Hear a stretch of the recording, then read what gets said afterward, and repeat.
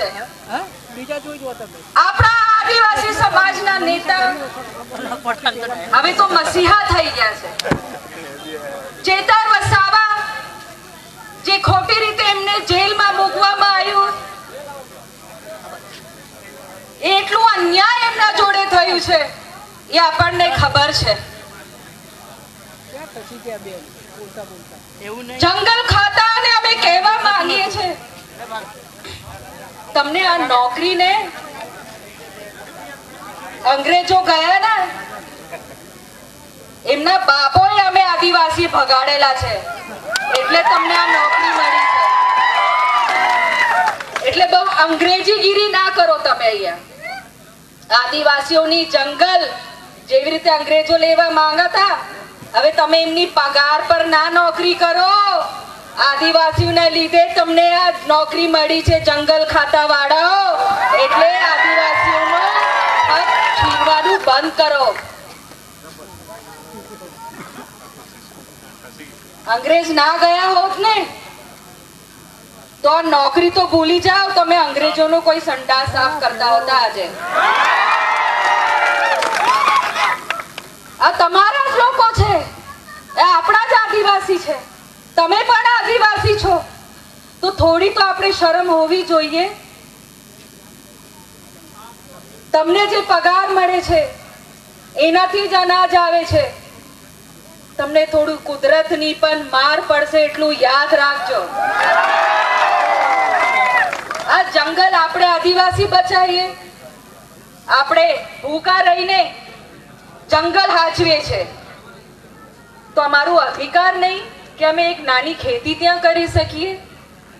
આ સરકાર કોને નોકરી આપે છે? કોઈ આદિવાસીઓને નોકરી નથી આપતી. અમે ખેતી કરીને જીવીએ છીએ તો અમે જીવીએ છીએ તો એ પણ આ સરકારથી જોવાતું નથી.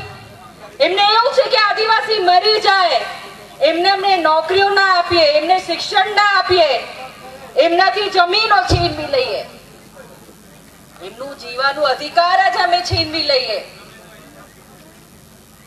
અને આ નોકરી છીનવીને સરકાર ઉદ્યોગપતિને આપી દે, ઝાડો કાપી નાખીએ, કુદરતને નુકસાન પહોંચાડીએ, ઉદ્યોગપતિને જમીનો આપીને એમની ફેક્ટરીઓ બનાવીએ. અરે ભાઈ, આ જમીનો નહીં રહીને તો તમારા જંગલના નોકરી પણ નહીં રહે,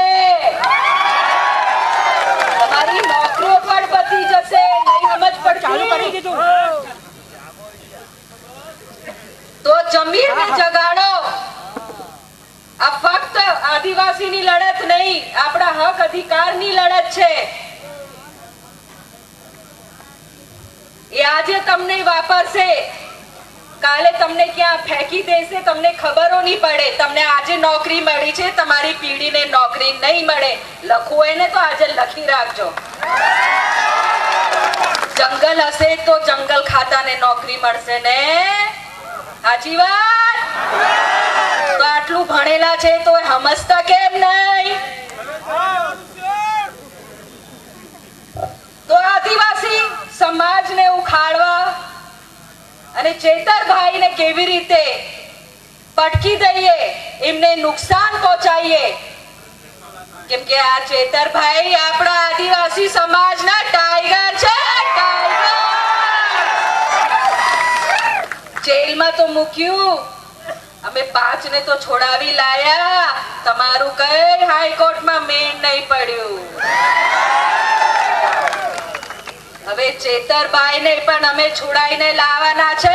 પછી જો અમે કેવે તમારું મૂળિયા કાઢી નાખવાના સરકારના.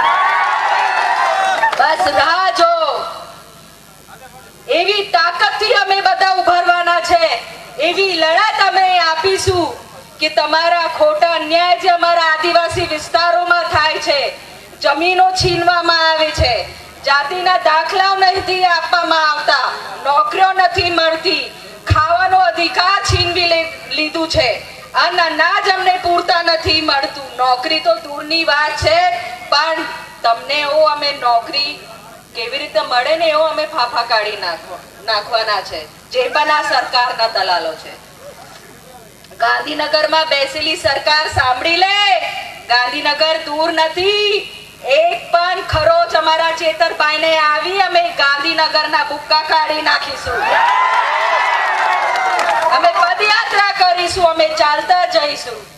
પણ તમારી તાનાશાહી સરકાર સામે અમે નમવાના નથી. અંગ્રેજોના તમે ગુલામો, દલાલો, સમજી લો. તમને તો અમે તમારા મૂળિયા કાઢી નાખવાના છે. તૈયાર છો ને બધા? ચેતરભાઈને આપણે સમર્થન આપીએ છે ને? ચેતરભાઈ તુમ આગે બઢો. ચેતરભાઈ તુમ આગે બઢો. નેતા, ગાંધીનગરના સરકારના ભાજપના નેતાઓ, આ સમય અને તારીખ તમારી ડાયરીમાં નોંધી લો. ટૂંક સમયમાં તમારો વારો આવવાનો છે. ખૂબ ખૂબ ધન્યવાદ. હું પાછો એક નારો લગાઈશ. જય આદિવાસી, જય આદિવાસી, જોહર.